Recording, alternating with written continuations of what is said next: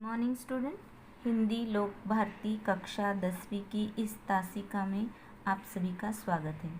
बच्चों, हम देखते हैं आज दूसरी इकाई की 11वीं कविता समता की ओर। इस कविता के कवि हैं मुकुटधर पांडे। इनका हम अल्प परिचय जान लेते हैं। इनका जन्म हुआ है 1895 बिलासपुर छत्तीसगढ़ में। मुकुटधर पांडे जी छायावाद के प्रतिष्ठित कवि रह चुके हैं। इन्होंने अल्प आयु में यानी कम समय से ही लिखना शुरू कर दिया है। इनकी प्रमुख कृतियां हैं पूजा फूल, शैलबाला, लच्छमा, परिश्रम, हृदयदान, मामा, स्मृतिपुंज इत्यादि। प्रस्तुत कविता जो है समता की ओर, यह एक छायावादी काव्य सामान्य रूप से स्वच्छंद कल्पना वैभव की तरह स्वच्छंद प्रवृत्ति है, जो देश कालगत वैशिष्ट्यों के साथ संसार के सभी जातियों के विभिन्न प्रगतिशील युगों की ओर आशा आकांक्षा में निरंतर व्यक्त होती है। समता की ओर इस कविता में कवि मुकुटधर पांडे जी बताते हैं कि शिशिर ऋतु में पड़ने वाली अत्यधिक ठंड के कारण जो अभावग्रस्त व्यक्तियों का जीवन होता है वो दुख से भर जाता है। यानी जिनके पास कुछ नहीं रहता है ओढ़ने के लिए, खाने के लिए, ऐसे दुखी लोगों का जीवन, जो अभावग्रस्त लोग होते हैं, इनका जीवन दुख दर्द से भर जाता है, यानी उनके जीवन में दुख आते हैं। लेकिन जो धनिक लोग होते हैं, जिनके पास पैसा होता है और उस पैसों के बल पर वो सारी सुख सुविधाएं ले लेते हैं, या सुख सुविधाओं का उनके जीवन में कोई कमी नहीं रहती सुख सुविधाओं की। तो ऐसे धनिक लोगों पर शिशिर ऋतु में पड़ने वाली अत्यधिक ठंड का प्रभाव भी नहीं पड़ता। वे अपने में ही मस्त रहते हैं और अपनी मस्ती में जीवन यापन करते रहते हैं। प्रस्तुत कविता के माध्यम से कवि ने अमीरी और गरीबी के भेदभाव को मिटाकर समाज में समता स्थापित करने पर जोर दिया है। तो आइए बच्चों, हम कविता देखते हैं समता की ओर। बीत गया हेमंत भ्रांत, शिशिर ऋतु आई, प्रकृति हुई द्युतिहीन, अवनी में कुंज टिका है छाई। कवि कहते हैं कि ऋतु जो होते हैं वो आते जाते रहते हैं। जो हमारे ऋतु होते हैं तो वो आते जाते ही रहते हैं, ऋतु एक समान नहीं रहते हैं। आज यह ऋतु है तो कल दूसरा है। तो ऋतुएं जो है वो आती जाती रहती हैं। इसीलिए हेमंत के चले जाने के बाद, हेमंत जो ऋतु है उसके चले जाने के बाद शिशिर ऋतु आता है, और इस ऋतु में अत्यधिक ठंड पड़ती है। इस ऋतु में बहुत ठंड रहती है। तो इस ऋतु में प्रकृति तेजहीन हो जाती है। तेजहीन यानी पत्ती झड़ जाते हैं, पौधे जो होते हैं वो बिना पत्तों के रहते हैं। तो इस ऋतु में प्रकृति तेजहीन हो जाती है और बहुत ठंड पड़ती है। तो इस अत्यधिक ठंड के कारण पेड़ पौधे भी ठिठुरने लगते हैं, और इस ठिठुरन के कारण पेड़ से पत्ते शाखा से अलग होकर टूटने लगते हैं। इस ठंड के कारण शिशिर ऋतु में पेड़ों के पत्ते जो हैं वो शाखा से अलग होकर टूटने लगते हैं, और धरती पर कोहरा सा छा जाता है। कोहरा सा यानी जो हम उसको मराठी में धुके बोलते हैं, तो इस तरह से कोहरा सा छा जाता है। यानी हेमंत ऋतु के बीत जाने के बाद शिशिर ऋतु आता है। हेमंत ऋतु के बीत जाने के बाद शिशिर ऋतु आता है, और इस कारण जो प्रकृति है वह बहुत ही तेजहीन हो जाती है। द्युतिहीन यानी तेजहीन, प्रकृति में खिला खिला सा रूप नहीं रहता है।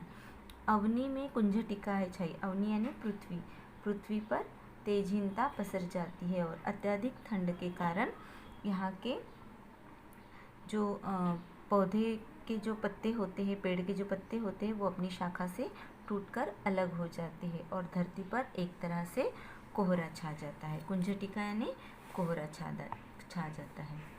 पड़ता खूब तुषार पद्मदल, तालों में बिल खाते, अन्यायी नृप के दंड से यथा लोग दुख पाते हैं।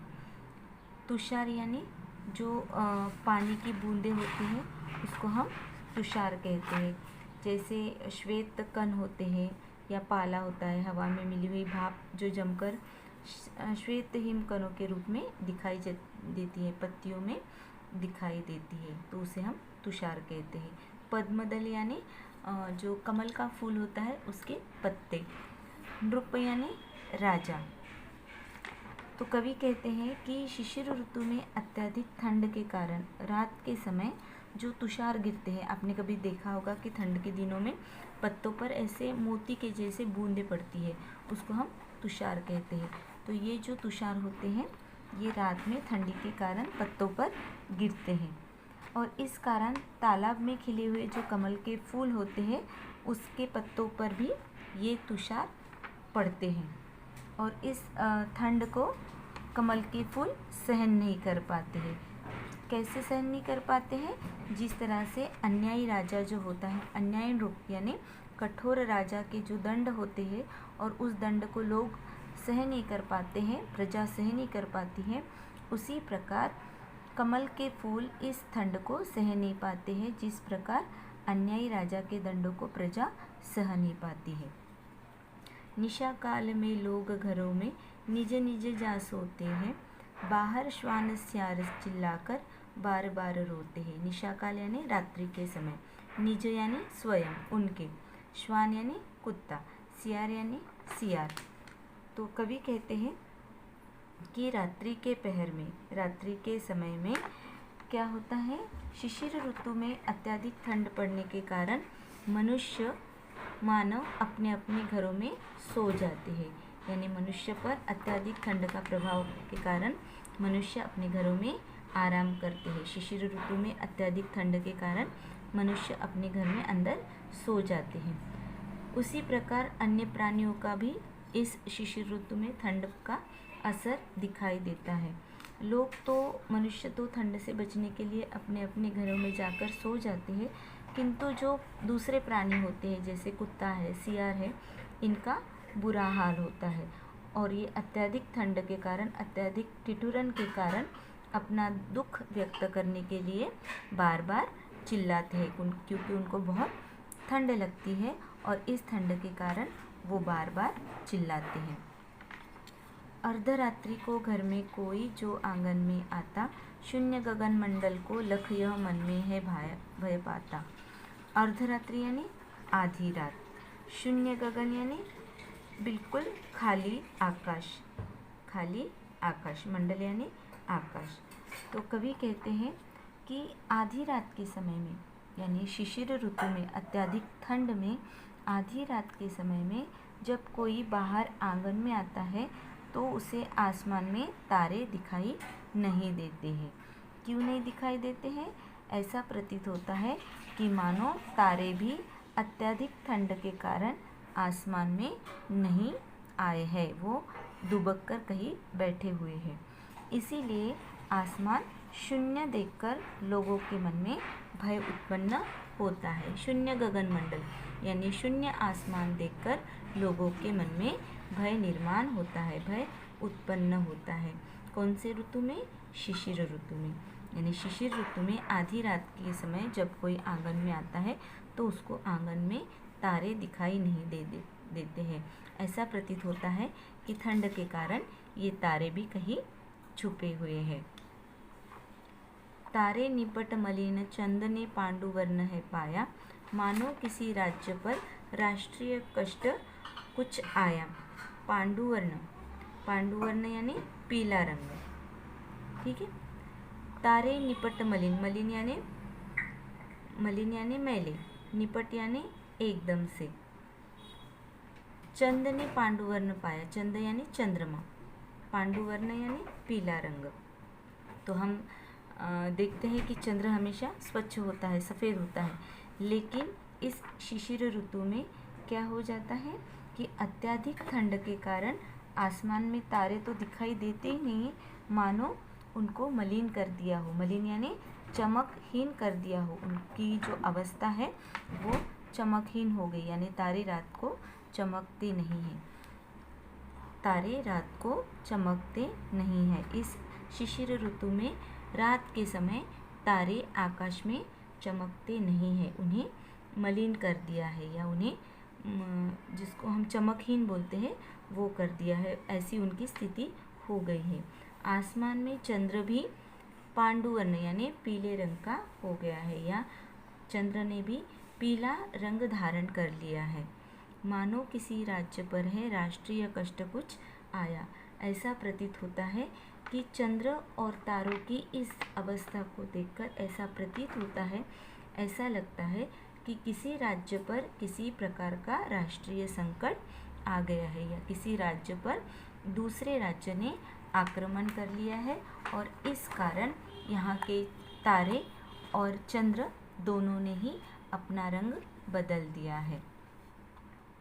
धनियों को है मौज, रात दिन है उनकी पौबारे, दीन दरिद्रों के मत्थे ही पड़े शिशिर दुख सारे।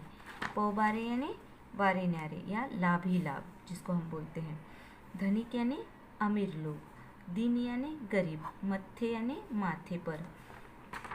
तो कवि कहते हैं कि शिशिर ऋतु में बहुत ठंड पड़ती है और इस ठंड का सबसे ज़्यादा असर गरीबों पर पड़ता है, दीन दरिद्रों पर पड़ता है, जिनके पास ओढ़ने के लिए कुछ नहीं होता, जिनके पास घर नहीं होते हैं। इसके अलावा जो अमीर होते हैं उनको इस ठंड में कोई लेना देना नहीं होता है, इस ठंड से उनको कोई लेना देना नहीं होता है, उनका लाभ ही लाभ होता है। कवि कहते हैं कि शिशिर ऋतु में बहुत ठंड पड़ती है, लेकिन जो अमीर होते हैं उनके पास बहुत साधन संपत्ति होती है, वे दिन रात मौज करते हैं तो उनके लाभ ही लाभ होते हैं। लेकिन जो गरीब लोग होते हैं उनका जीवन बहुत ही तकलीफ़ों से गुजरता है, अत्यधिक ठंड के कारण उनका जीवन बहुत पीड़ादायी होता है। शिशिर ऋतु में उनके बहुत हाल बेहाल हो जाते हैं, क्योंकि उनको ना घर होता है ना ओढ़ने के लिए रजाई होती है, तो वो ठंड में बहुत बेहाल होते हैं। वे खाते हैं हलवा पूड़ी दूध मलाई ताज़ी, इन्हें नहीं मिलती सूखी रोटी और न भाजी। हलवा पूड़ी यानी हलवा पूरी, दूध मलाई यानी स्वादिष्ट व्यंजन, इन्हें नहीं मिलती सूखी रोटी, इन्हें यानी यहाँ पर गरीब लोग, सूखी रोटी और न भाजी, एक साधारण सी रोटी और सब्जी भी इनके किस्मत में नहीं होती है। कवि कहते हैं कि धनिक लोग इस मौसम में यानी शिशिर ऋतु में तरह तरह के व्यंजन बनाकर खाते हैं। वो इसमें दूध मलाई खाते हैं, हलवा पूड़ी खाते हैं और अन्य व्यंजन बनाकर भी खाते हैं।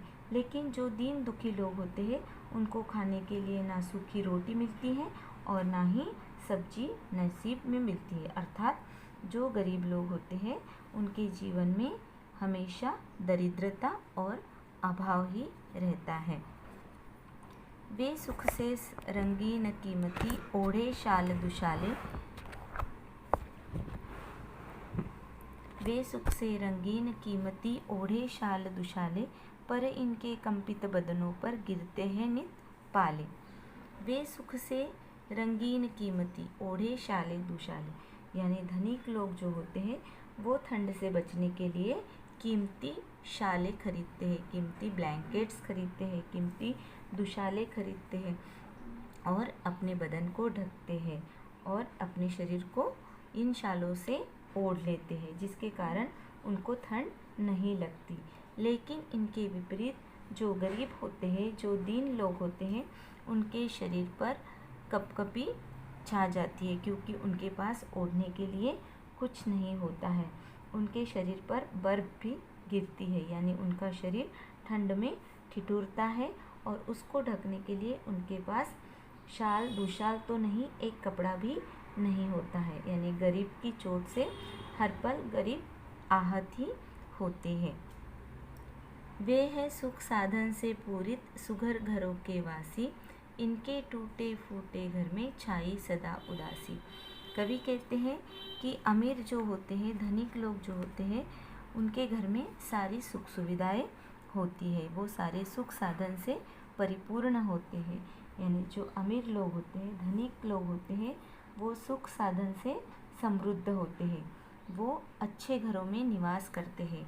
सुघर घरों में यानी अच्छे घरों में वो निवास करते हैं, उनके मकान बड़े बड़े और सुंदर होते हैं। इसके विपरीत जो गरीब होते हैं, जो दीन लोग होते हैं, उनकी अवस्था बहुत ही दयनीय होती है। उनके टूटे फूटे घरों में हमेशा उदासी छाई रहती है। उदासी छाई रहती है यानी उनके पास केवल दुख ही होता है, दुख के अलावा उनके पास कुछ नहीं होता है। पहले हमें उदर की चिंता थी न कदापि सदाती, माता समथी प्रकृति हमारी पालन करती जाती। उदर यानी पेट, चिंता यानी चिंता, जो हमें चिंता रहती है ना कि ये करना है वो करना है, इस प्रकार। माता सम यानी माँ के समान, प्रकृति यानी पृथ्वी। तो कवि कहते हैं कि पुराने ज़माने में यानी पहले के ज़माने में समाज में अमीरी और गरीबी का भेदभाव नहीं था, दोनों ही एक दूसरे को अच्छी तरह से समझ लेते थे, यानी चारों ओर समता ही समता थी। गरीब लोग अमीरों के घर अगर जाते तो अमीर लोग उनकी सहायता करते थे, यानी दीन और अमीर ऐसा भेदभाव समाज में नहीं था। लेकिन आज ऐसी बात देखने को नहीं मिलती है। सभी को खाने के लिए चीज़ें आसानी से पहले मिल जाती थी, लेकिन आज ऐसा नहीं है।